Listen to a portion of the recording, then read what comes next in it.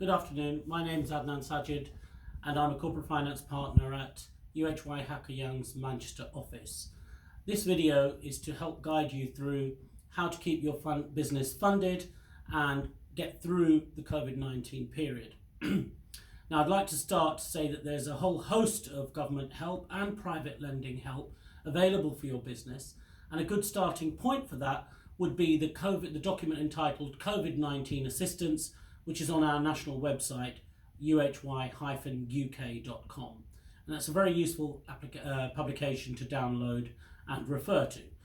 For example, it goes into various schemes, the business rates relief that's available to most SMEs, the Retail, Hospitality and Leisure Grant Fund, and the Small Business Grant Fund, the Job Retention Scheme, the Self-Employed Income Support Scheme, and various other forms of help for time to pay for tax and so on. The scheme I'm going to concentrate on and the issues I'm going to concentrate on in this video relate to the Coronavirus Business Interruption Loan Scheme.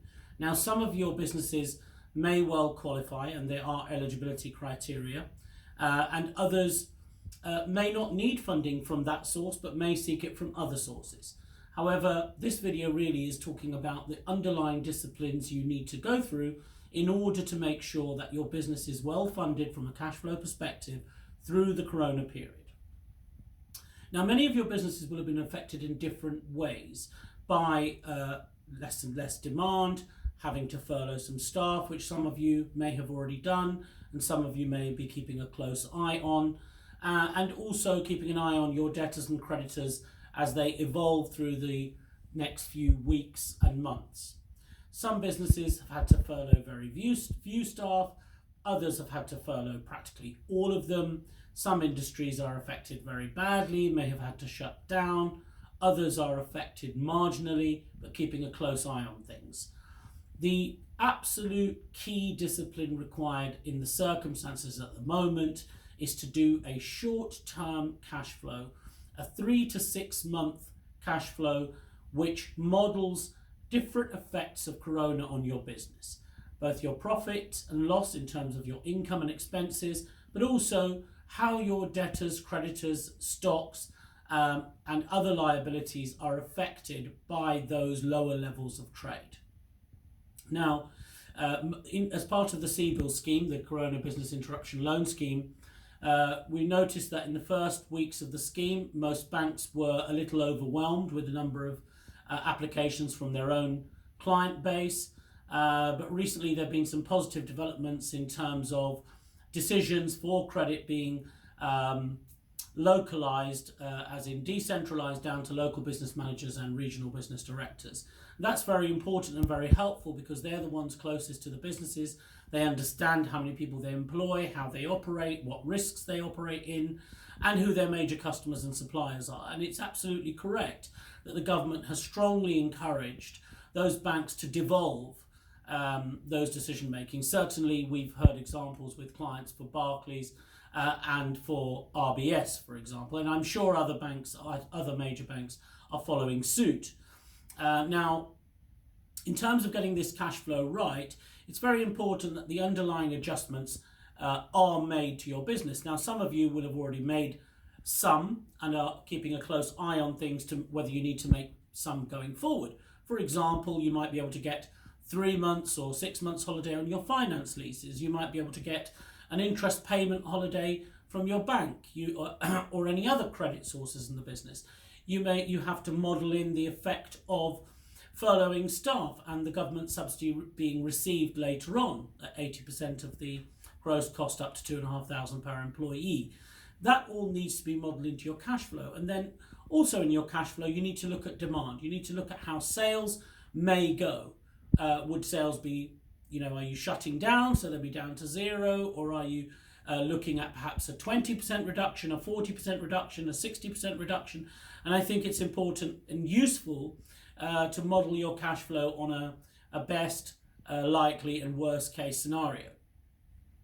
And then equally, would you be purchasing goods? Would you be selling goods from stock? How that would affect your debtors, how that would affect your creditors. The government has suggested that it has put these schemes in place to make sure that debtors and creditors do pay on time and that suppliers are respected and supplier terms are respected. Once you've modelled those cash flows, talk to your accountant. Look to your accountant to give some solid input and advice, and to key managers or key members of the management team within the business to make sure that the different parts of the cash flow, the different parts of your forecast are actually well thought through by people who control those parts or those aspects of the business, be it HR for the furloughing, make sure that all the relevant costs are in, including national insurance and so on. And equally, if it's to do with stocks, make sure your stocks are profiled. If some of your stocks are perishable, when are they perishable? What is the sort of stepped down profile of the stock perishability, and or how much stocks will deplete before you need to start reordering stock? Are you bound into any contracts where you have to buy, and could you have a sensible conversation with your suppliers as to temporarily suspend those buying obligations? Now, once you have your cash flow, then actually applying for the scheme is relatively simple, the CBILS scheme. You need to really show from your cash flow what your cash shortfall will be, i.e. what your cash requirement to fund the business will be. Now, this will be net of other funding sources you may already have, for example, like an overdraft. There may be a possibility to extend an overdraft under the scheme, and there may also be a possibility to suspend interest payments and finance payments, as I mentioned earlier. And once you do that, talk to your accountants, talk to the key managers in the business, and make sure that it's a sensible set of assumptions for you to get through the next 3 to 6 months, and then also plan in that forecast for how you're going to come out of this period. Assuming that we all come out of this period in 3 to 6 months, how are you going to come back to work? Is that going to be phased? Are you going to bring back people in teams or in sections, in priority?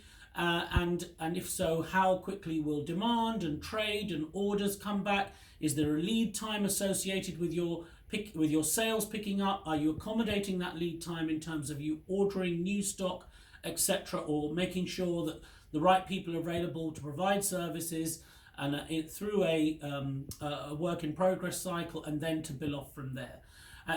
So make sure all those assumptions of wind down and wind up are actually well thought through in your cash flow forecast from, say, months 3, 6, 9, 12, as the world gets back to normal. Now, I think some of the good news is that the banks are now seem to be mobilising and putting the resources and putting some thought, systems and processes into delivering these schemes, specifically the CBILS scheme, but also are very keen to support local businesses, and there are other sources of finance available. Now, I have a lot of contacts in the private equity world, and they are certainly open for business. I've been spending most of my last 2 to 3 weeks helping businesses through this corona scenario, and also talking to lenders and alternative lenders, banks and so on.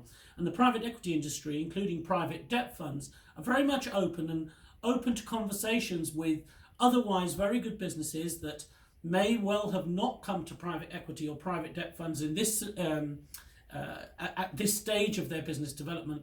But right now, it could be worth a conversation, because over and beyond what government assistance is available, it could still be a good moment for you to talk to a more structural piece of funding to look at an evolution or a growth path of the business that was there anyway, but has been interrupted by Corona.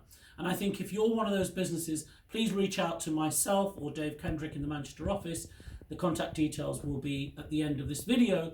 If you need assistance with your Corona Business Interruption Loan Scheme application, if you want to talk through how your business is responding to the challenges that COVID-19 brings, or if you want to look perhaps at alternative sources of funding, a PE transaction or a government regional debt fund support, then please, this is the time to reach out and think about not only the short-term survival of your business, but also the medium term after that, when we all come out of this together. Thank you very much. This is Adnan Sajid, Corporate Finance Partner at UHY Hacker Young Manchester.